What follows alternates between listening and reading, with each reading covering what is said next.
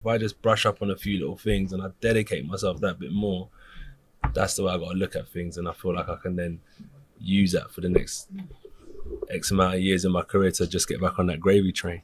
What's good, family? So mash the like button, subscribe, and look off the bell. So we just heard there from your mans, Anthony, down bad, Joshua. Where do we start with this one? So you hear there, and this is the problem with me, or problem for me rather. People are gonna, I'm sure, over the next few weeks, people are gonna be angry that I'm nitpicking. But listen, what else is there to do at this point? What else is there to do? What would you rather me do? We know for a fact there's Dons out there saying things like, in fact, Dons within AJ's own team saying, this is heavyweight boxing, that's just how it goes, and you can't win them all.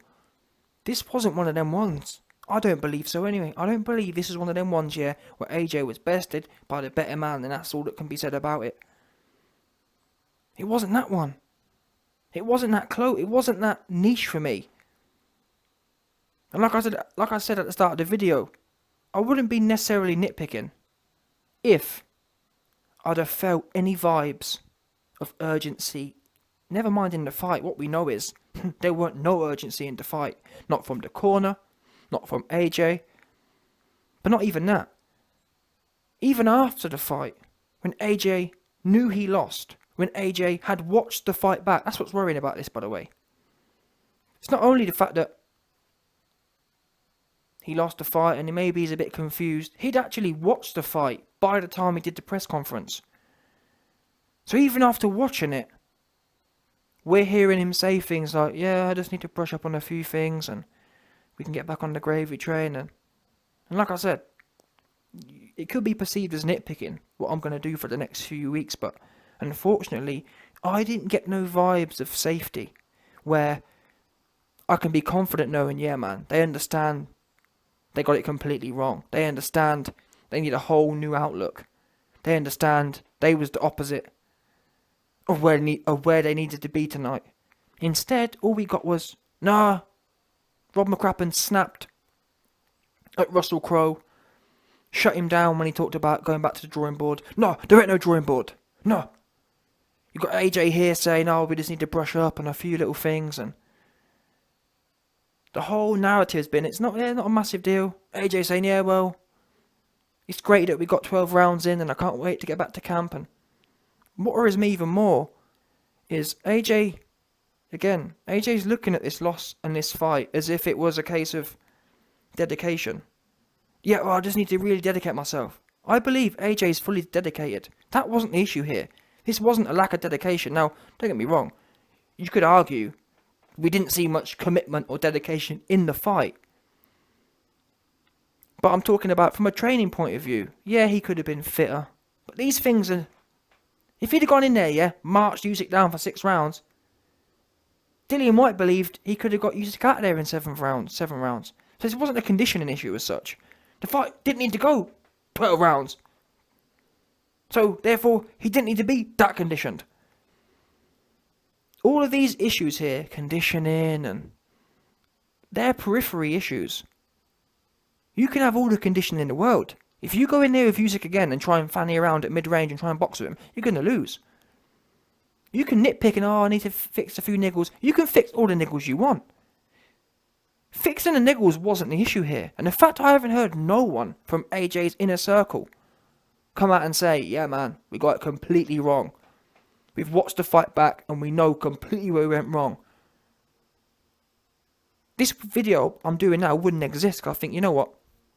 I don't need to nitpick. I don't need to get on a man when he's down because at least they've recognised where they've gone wrong. Now maybe in the next week or so, yeah, AJ going to come out. If and when that happens, I'll back off to an extent. But until then, I'm going to be banging the drum because no one else, the bang needs drumming.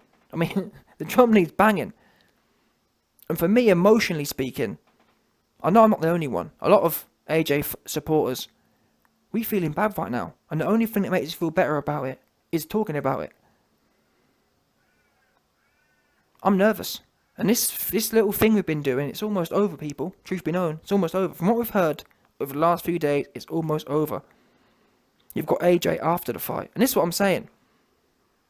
After the fight, he's in there taking... Initially, I think I even mentioned this. Initially, when he walked off, he didn't do the post-fight interview in the ring. I thought, yes. Finally, he's annoyed. He's pissed off. Finally. 2-2s. Next thing I know, he's in there with Usyk, kissing, hugging, and kissing babies, and putting up motivational quotes. Yeah, it's great. You can be down and you can bounce. Oh, sick of that. Honestly, I'm sick of all that rubbish. I know some of you might love it. I'm sick of it myself. Too fruity. For me, I don't remember none of these great fighters getting whooped and then just being super happy about it. And AJ justifies it by saying, well, I'm not going to be angry about it. And, well, I don't know about that. You have to be... It feels to me as if AJ's nonchalant. He's not too fussed if he loses. He sees it almost like a... What's the word? It doesn't seem like it's life and death to him. It doesn't seem like he's really... It's almost like it's sport to him, if that makes sense. Which is fair enough. But a lot of the greats, they saw it was almost beyond sport. It was almost like it was an attack on their pride. When Lennox Lewis got squashed, he took that personally. And he used that personal vengeance in his comeback. I do believe you need an element of that. When you look at it completely as a sport, well, you win some, you lose some. That don't help nothing. Not when, especially when you're trying to be a certain type of fighter. Lennox had a spiteful jab. Had a spiteful right hand. He loved to bust people up with it. What we know is, AJ hasn't bust no one up with a jab for years. And even then, to be honest, one of the key things, even back with the Parker fight, AJ still could have been more spiteful with it. But back in the Parker fight, that's a lifetime ago. Most of us would die for that kind of performance now. Last night, or 2 nights ago. I almost, in a way, I'm not sure. Don't get me wrong, Eddie Hearn was shilling as well. He was fully shilling. He didn't really come out and air anyone out, but Eddie Hearn said that, well, I spoke to AJ and I think he's maybe he's going to need some time to come to terms with what happened. Eddie Hearn was implying that AJ didn't really understand what happened. And from all the things I've heard, I agree with that. But it's a shame no one wants to rock the boat. Everyone wants to keep... I've seen a tweet from 258 management. They're just... no one's really getting to the root of the problem here. And that's worrying. Super worrying. And you know what? Scrap the team. As a man, there's another thing, by the way. I'm sick of hearing this narrative of, oh, he's only young, he's learning. He's 13 years in the game now, people. That's not... I hate to break it to you. That's really not a short amount of time. I really am sorry. That don't work for me. 13... Oh, he's only 13 years in. How many more years do you want to be in then? 13 years is a long-ass time. That's a fact. I'll tell you how long it is, yeah? When I started my sport that I was good at, I started at 9. I was out of the game by 18, 19. That was only 10 years. And I pretty much knew everything I needed to know about the game at that point. When you're doing something day in, day out for 10 years, that's plenty of time to know what you need to know. Especially when you're making these kind of errors. Fundamental game plan errors. You got the smaller man who you know's got a bunch of IQ and you're trying to out-fiddle him. Wow, that's not... Well, he's learning. No. If you're 2 years in... For example, look at Lawrence Okoli. Lawrence Okoli. He only came through... He came through 5 years after AJ. So... He's had half the amateur fights of AJ. Half the pro fights of AJ. And he's arguably more refined. So what, this whole thing, get rid of that now. It's time to start taking some responsibility. I'm sick of hearing about only 13, I'm young in the game, I'm learning. I'm sick of hearing that. It's played out now. I don't know nowhere else here that you can be 13 years in and be talking about you're still learning. I don't know anywhere. Where can you do that? Nowhere else is that acceptable. 13 years in. You're not young 13 years in. If you don't know now, you've got a problem. All these little things they talk about, well, we need to tighten up, and I'm only new at this, and it's taking responsibility away from the real issues here. It's almost like them points there when you say, well, we need to tighten up here, and I've only been doing it for 13 years. All them points aren't at the issue. They're basically inanimate objects, aren't they? I'm not sure of the exact definition, but all these things I'm talking, they're inanimate objects. They're not real things. For example, pointing at Rob McCrappen and saying, you had a crap game plan, or AJ don't have no cardio. Those are real things you can take action with. You can't take action with, oh, I've only got 13 years experience. What does that mean? We know for a fact you're not suddenly going to grow 20 years of experience, so forget about that. It's no good talking about things that don't mean nothing, that aren't real. Rob McCrappen's crap game plan is real. Talk about that. Oops, no one talk about it. No cardio. Talk about that. No one talking about it. 13 years, I've only had 13 years in the game. What, you want a medal?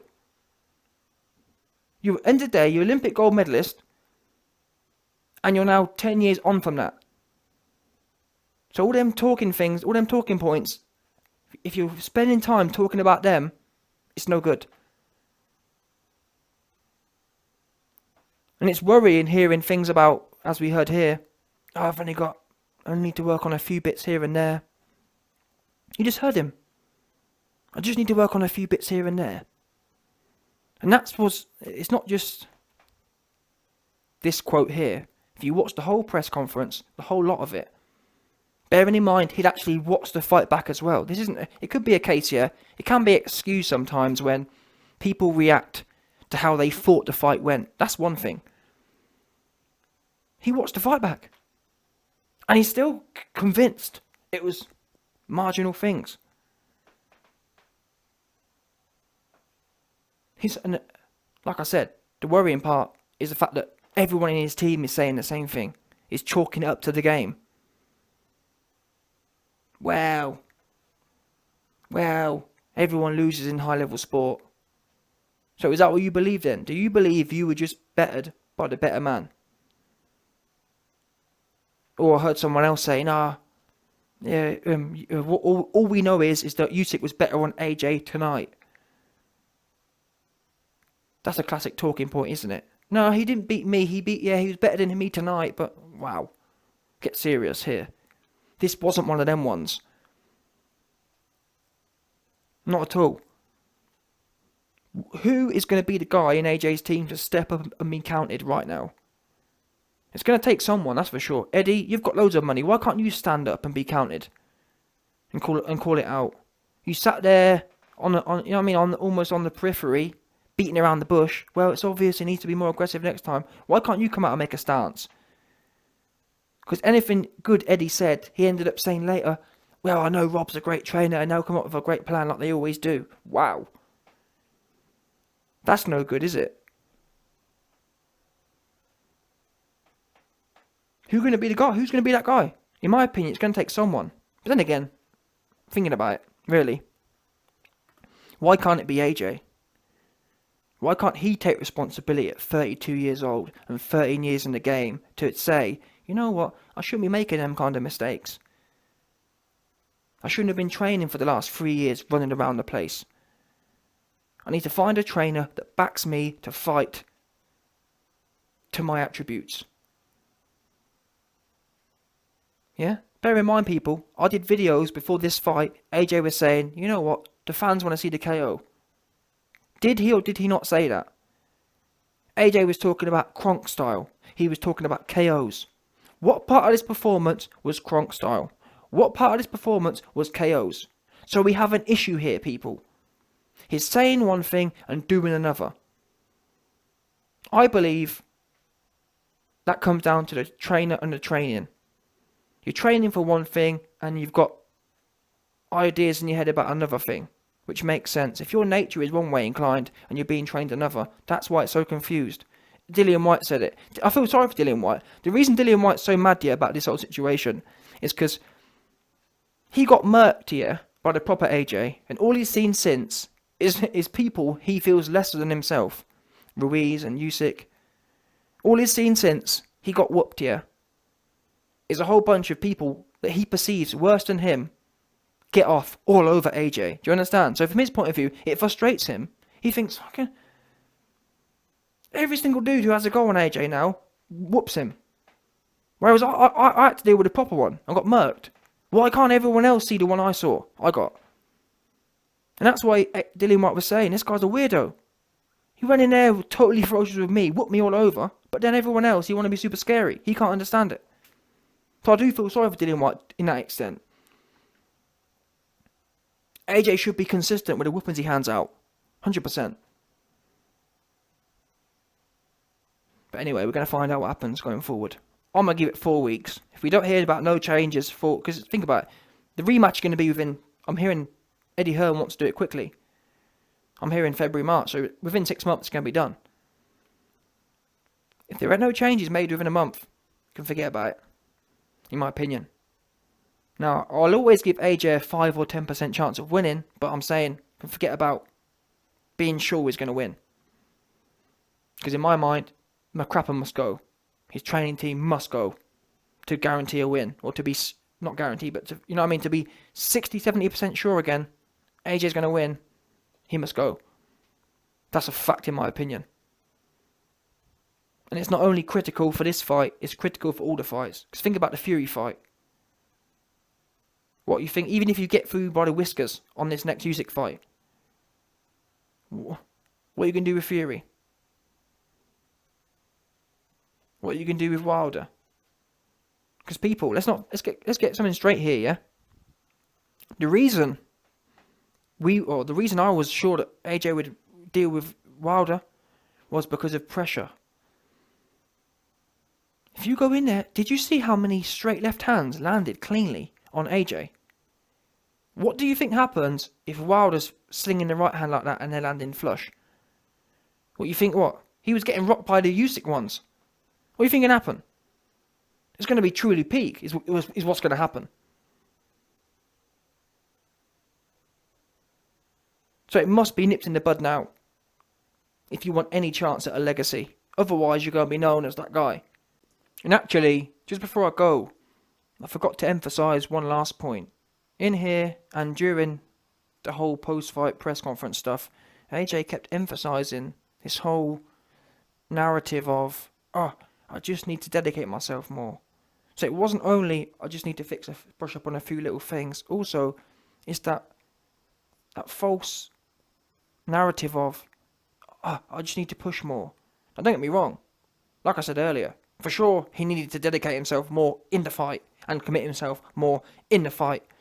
On fight night, there was no dedication, no commitment. But what I'm getting the feeling of is as if he thinks he can keep... It's as if he thinks he can just dedicate himself more.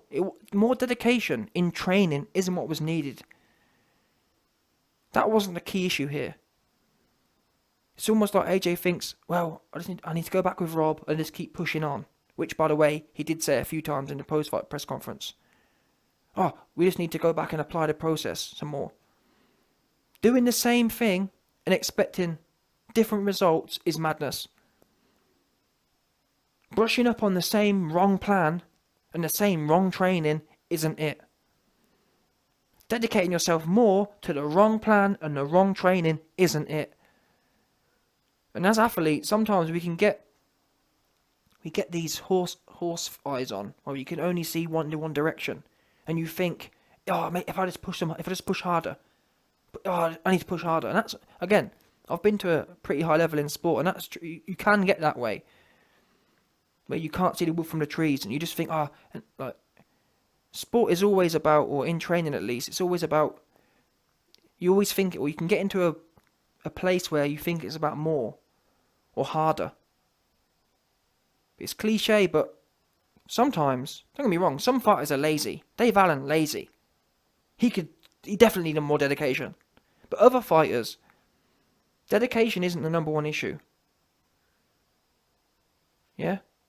Training more isn't the number one issue. Training smarter, training differently is the number one issue. Do you understand?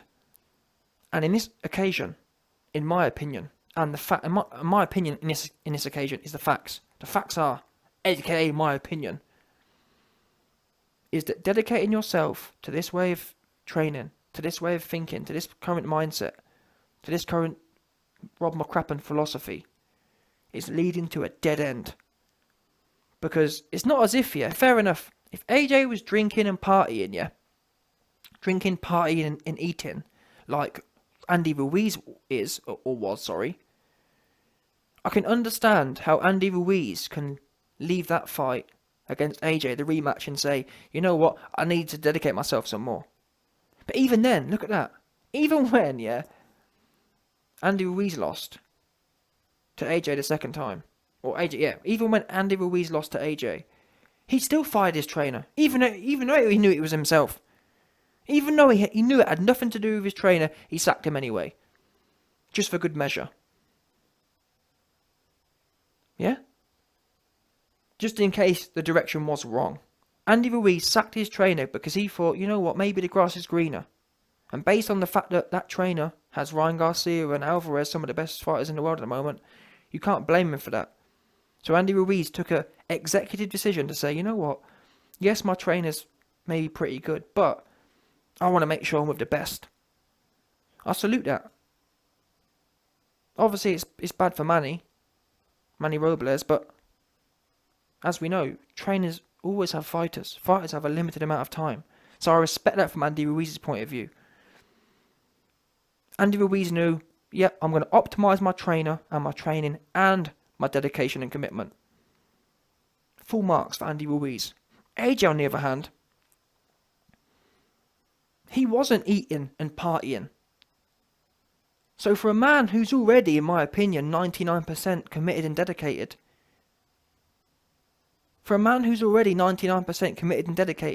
adding more dedication and commitment in training, that adds marginal benefit. If not, to be honest, one of my videos coming soon, I believe AJ may have been overtrained as well.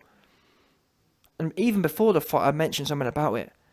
Bearing in mind his open workout, he said that, I've been working hard today already. I don't want to do another workout. And I said that the Thursday before the fight, you should never have been working so hard on a Thursday before the Saturday that you can't do a bit of an open workout, if that makes sense. So the fact that AJ was so worried about being even more tired, it made me think, what's he been doing so strenuous on a Thursday that you couldn't just do a quick 20-30 minute session? It's a red flag. And to be honest, looking how slow his jab was and slow his right hand was, yes, that's partly because of the way he's been training, in my opinion, but equally, it looked super slow. I've never seen it that slow before, which can be a function of overtraining. And it also explains how he got so gassed. Although, people will say he always got gassed, but to be fair, what we know is AJ's never actually got gassed when he doesn't throw any punches. AJ usually gets gassed after throwing big punches. Guess what? He didn't throw no big punches. Oops. So how did he get so gassed? That implies overtraining. But anyway, that's for another video. My point is, a man who's already 99% dedicated and committed, more dedication and commitment, there's nothing good down that road. You don't need no more good dedication. You need a new direction. You need to dedicate yourself to a new direction, to a new path. Otherwise, you're just going to overtrain yourself, at best. Simple as that. It's not rocket science.